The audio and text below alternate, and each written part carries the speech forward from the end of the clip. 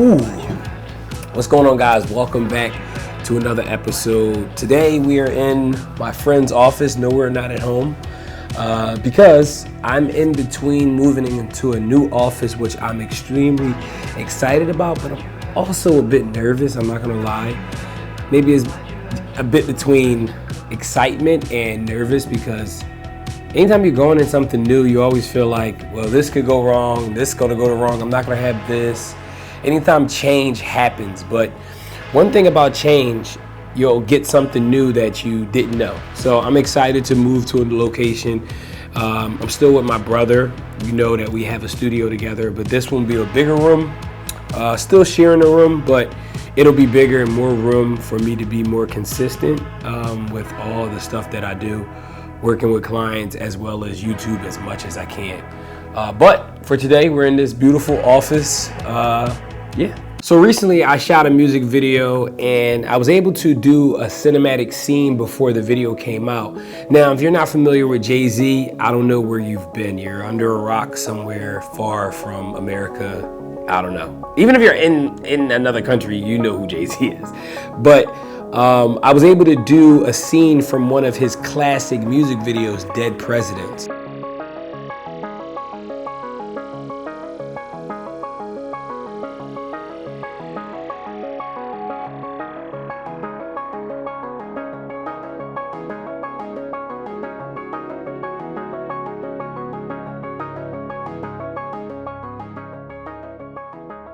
Now, the Dead President scene is just a classic scene because you have the late, great Christopher Wallace, AKA Biggie, AKA Notorious B.I.G.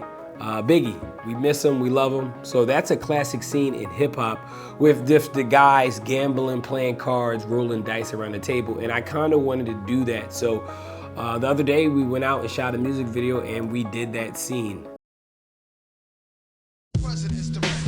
Hey, shit, I ain't gonna lie, bro. That Twitch, that shit getting niggas. What? Bro? Watching that stream university, that shit was crazy, bro. We could try to get that shit popping, you know what I mean? Sure. And we on stream right now. You feel me? What up, chat? Chat. What up, chat? So, chat. Y'all watching niggas get to it. What's the way? You feel me? Man, we got the $500 bottles. Like, what we doing, man? So what we doing? You trying to get drunk, man. Shit, you be fucking with that streaming shit? I'm about to eat this shit. That's all I got, bro. That cheese is different. That cheese different. Seen that streaming university shit? Bro, what's up with you? Bro, you some funny shit eating McDonald's, bro. We getting all this motherfucking money out here, bro. Like motherfucking cheese and shit. Don't worry about my McDonald's over there, man. Shut, man. Like, you good? I'm just trying to make sure my boy good. You don't want a steak? You don't want a lobster? That's You don't want filet? Filet mignon? McDonald's every day. So wait, what's the bet? Put it in. Hold on. What you got on it, Zach? That's it. We're gonna go again.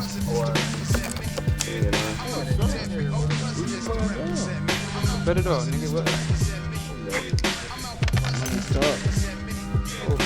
We in McDonald's burger. Bro, you feel me? We got Chick-fil-A like that. Yeah, that shit don't count. Run that one bet. Just for the paper. Run that bet. Throw that shit. Oh, that's not that, bro. What is Why you rapping so fast, bro? You draw. Once you roll this shit, I'm picking up. Also, it's been 95 for the last 3-4 days in Philadelphia. So you gotta drink a lot of water or you're not getting through the day. Like, I promise you, you'll just die on the side of the road. It's done. It's so hot, I feel like we should see tumbleweeds just going past the road, seeing heat waves. Like, that's how hot it is, and it's humid. So it's just been, you gotta drink a lot of water, man. You gotta drink a lot of water. But that shoot was very fun. Now, real quick for camera breakdown, you know, all the gear that everybody wants to know that I use. So for that number one, we use the red Komodo. I love my red Komodo. I don't feel a need to upgrade my camera for a long time. The red Komodo literally does everything that an indie director, cinematographer, whatever would need. So the camera we used was the red Komodo, and I always have my DZO film 35 millimeter. I think it's f2.1 lens. It's just a sharp lens. It's low light. You can use it for low light with the 2.1. So it's just a great pair, those two together. Any of the DZO lenses together is just a great duo. I was mad because I bought the 90 millimeter DZO film lens, and it didn't come in, well, it did come, but the mount didn't come with it. I bought it used from B&H, so they had to like send the mount that I had to put on it because they only had the PL mount for cinema lenses. So they had to send it out, and then I had to wait another day. By that time, the shoot had passed, and I wasn't really able to use the 90 millimeter, but I digress. So the other lens we used with the close-up shot on the other artist, Little Zaza, that was done with a 50 FD lens. I have all these FD lenses from 17 to 128. I have all of them. A couple of things I'm missing, but pretty much 17, 24, 35, 50. I think I have a 85. I have a 135 and I have a 70 to 200. I feel like I'm missing one. Oh, I have a 100 mil too. So I have a good plethora of FD lenses. Keep in mind, they're not the sharpest lens. They have their own characteristics, which makes them great, but they're not sharp lenses at all. They're really lenses you can buy if you can't afford any cinema glass when you get a camera that you have to manual focus. So I bought them when I didn't really have the budget, and I was like, well, they're a good alternative until I can get some actual cinema glass. So that was cool. Hold on one second, I have someone calling me. Yeah. I'm on the second floor. I'm just filming this little clip. Where you at? You in there? You in the room? Yeah. Oh, all right, yeah, I'll be up there in a second. All right. All right. It's my brother. We got some work to do upstairs. But, yeah, so I have a bunch of Canon FD lenses I bought. You should check them out. Maybe I'll do a video on each one of them. Yeah, I'm really a fan of the 100 mil Canon FD lens. Pretty good. But, so yeah, so I used the 35 millimeter DZO film lens, and then I paired it with the 50 or the 85. I can't remember. No, it was the 50 and the 85. But the shot with the 50 was the close-up of the money. The 85 was the single face from the artist. So that was cool. Keep in mind, I would never mix these lenses with a DZO film if it's like a big budget project. It's a clear difference. It's not the same quality at all. But for this low budget, really quick film, and plus it was like, it gave it some old school characteristics with it being like very soft and things like that. So it was pretty cool. You know, I like how it came out. So I'm not upset with it. All right, really quick. I forgot to mention that we use this spray. This is Atmosphere Haze Spray. If you can't afford a haze machine, you can buy haze bottles. They're expensive, but they're worth it. You know, it's easy to carry. You can just pop it open and use it. It's Hollywood approved, so they use it for movies and small sets and things like that. If you don't want a fog machine, because you can get a cheap fog machine because people sell fog machines for cheaper, but you don't want a fog. Fog makes everything real cloudy. You can't really see. But if you're looking for haze, something for cinematic, something to have the light come through the window and it's like you can feel like it's a feel. It's a feel, we all know. It's haze. Haze is the way to go. Fog machine, I do have one. It's a lot with the fog machine. They set off alarms. I've used them in hotels. Do not do that. Bad idea. But haze I've used, and I've never had an alarm go off, not one time, and it just gives it the best feel. So at that table where you see all that smoke, it gives it that feeling that maybe somebody was smoking a cigarette or something, where if I had more time, I could have put some props on the table, like cigars that were like burnt, so it looked like gnats are bothering me. So it looks like somebody was just smoking, right? But So, the haze just makes it easier and makes it look better. So that's the thing I forgot to speak on the other day. But, atmospheric spray, man. Make sure you go get some. A lot of times we're just trying these things. So when we do have access to bigger budgets, we know which lenses we want to use. And if anybody ever rented lenses, you always figuring out which lens to rent out because they're expensive to rent. So testing these different focal lengths with these Canon FD lenses really helps you put things in perspective when you are going to do projects that have budgets and you can go out and rent the lenses. You don't want to rent out focal lengths that you don't end up using.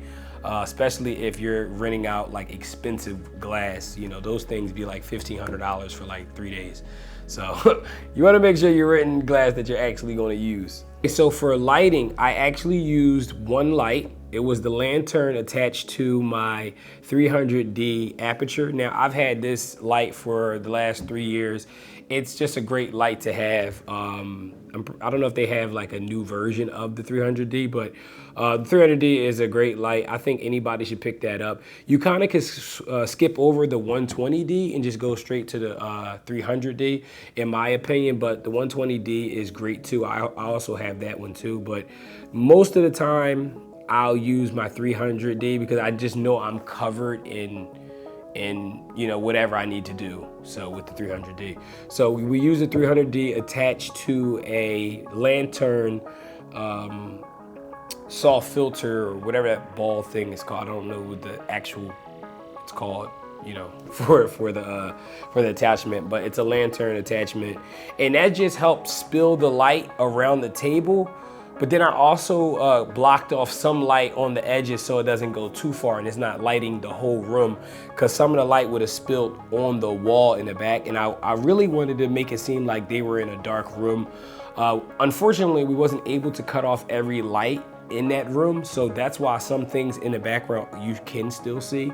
But we wasn't able to cut the lights off because it was like some of those lights have to be cut off by by the maintenance people, and we just wasn't doing all that, so we didn't end up cutting off all the lights. But it was still dark enough to get the scene lit pretty close to what I wanted it to light like. But with that table, I used a white table. Now I was originally going to use a cloth. I was going to get like some type of like cloth or some tablecloth so that it can like be black or red or just to give the table a little bit more life.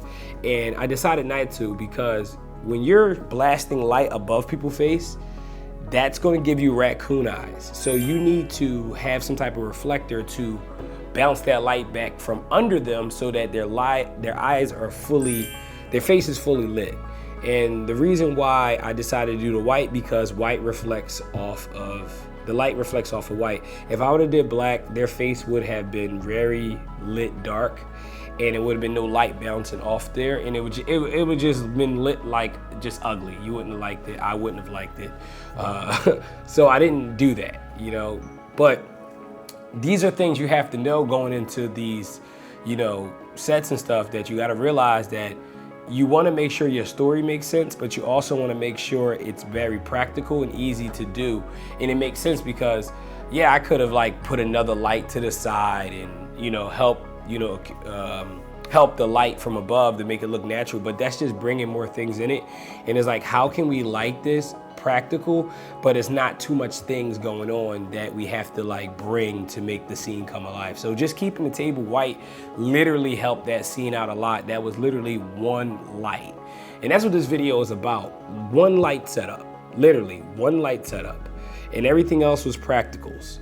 You had your candles in frame, and those candles don't give off really that much light at all. So you really only had that lantern light, that 300D, with that bounce board for the table, the white table, lit the whole scene. And I didn't have to move that light at all. The only time I had to move that light is when I was getting coverage of Zaza with the close-up. But other than that, I didn't move that light the whole time because it was no point in moving the light because it was evenly lit. We were rushing, so it's never perfect. But just knowing a setup that I can use and practice to get better is pretty much the goal. So that was the lighting that we used. Now the camera was on a slider. The slider we used was the Syrup Magic. Overpriced gimbal, in my opinion. I would never get it. I actually got it. I think YC Imaging bought it a couple years ago, and he was like, "Yeah, you should get it." It's all right. I kept it. It was expensive when I bought it. I think I paid $1,200 for it. Definitely not worth $1,200 in my opinion. But I bought that, and I've had it for a long time. I barely use it, but that was the slider we used for all the movement. I was going to use my gimbal because I can rig the Komodo on there or use the R5C on there. But the thing about gimbals is, although it's stabilized, you're getting the Y in the Y axis is not right. The thing about using a gimbal is you always get the Y axis wrong. Your camera's going up and down, and it looks very, amateur when you're using a gimbal sometimes. So if you have a slider, trust me, use the slider. Don't abandon the slider for just gimbal work. I know we're getting sold gimbals every year, but that slider is going to give you the best cinematic shots. Tripod shots are going to give you the best cinematic shots. A lot of these tripods, a lot of these gimbals, they're compensating for all movement, and it can very easily jerk little ways, and it just looks very amateurish. You could tell that it wasn't shot on like a body rig. You could tell it wasn't shot on like a professional stabilized system. You could tell. So I don't like to use the gimbal when it's like cinematic. Maybe if it's a motion shot where the camera is moving and we're walking down the street and I have to, yes. But in those settings, a lot of people would have just put it on a gimbal and just been going around the room. And it's like, I just feel like it's very, very, very just amateurish, very low budget look when you try to use a gimbal for all your stabilized movement. If you can use a slider, use a slider. If you can use a tripod, use a tripod. Gimbal, I feel like it's only for fast-paced movement where you're gonna be on the go. I think if it's anything station, get you a little slider, do little movements, get some things in the foreground and the background to give it that feeling, and it's gonna be all you need. You don't need to do too much. And the thing I like about sliders is, no matter how big the camera is, if you get a professional slider like the Magic that I have, it can hold pretty much any camera. You're not gonna get a slider that can't hold big cameras. I can put a whole a Red, I could put a Venice, I could put anything on this slider. Those gimbals, every camera can't go on those gimbals. I know they're trying to make them more heavy duty for bigger cameras, but they're really not built for that. They're really built for indie filmmaking. So cameras like the R5C, the FX3, things like that. That's what those gimbals are really made for. Of course, they're gonna say they can fit these huge cameras because they're trying to get your money. That's what they're trying to do. But I put my Red Komodo on my RS2, I think I have. So you can get it on there. It's just, make sure when you use it, you're using it strategically and you're not just like being lazy just to get all your shots on it. So for audio, to be honest, I was gonna rig a boom mic above them, but I ended up just using the DJI body mics, this right on my chest. I put it in under their shirts, and then I just let them talk, and I just kind of paired that with the sound that my camera, my Red Komodo, captured, the sound from the camera it captured. And then I just did some cleaning up with both of those when I paired them, and then I was able to clean the audio up, and it sounded good enough to get the video done. Is nowhere near perfect, but once again, it's like with these shoots, you're trying to just get it done.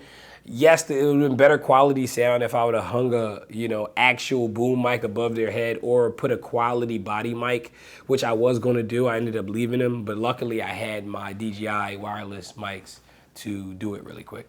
But yeah, for audio, it was just a simple setup. It worked for the video, so don't be afraid to use your DJI audio mics to do some cinematography, do some short film work. It worked pretty fine to me.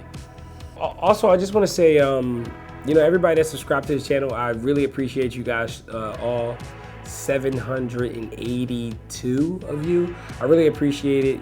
I make these videos here and there, but the reason why I haven't been consistent is because I'm always trying to be like, I gotta make something super different. But I don't think it always has to be different. I think I could make the same video as other people, but I could tell the why I use it this way because everybody uses gear differently. So that's what the whole moving to the new studio is, to be able to do way more videos like this. So even today, I'm like, man, let's just get out and just get some video work done. Don't care what, like, if it's perfect or not. Use your friend's office, use the office, and just get it done. So I want you guys to be on the lookout for new videos that come out, new content for my YouTube.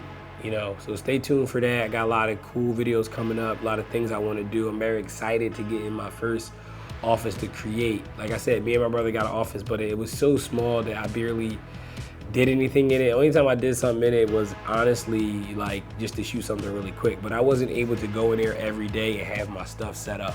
So now in this location, my lights will be set up, my desk will already be there, my computer is set up so that I can just work and drop, opposed to like going there, setting up my lights, taking it all down, bringing it home. It's like, for all that, I could just do it in my basement, which I've done a couple times, or my living room. If you've seen any of my other videos, you see it. Sometimes I'll be in my living room. So this is to be more consistent and be more,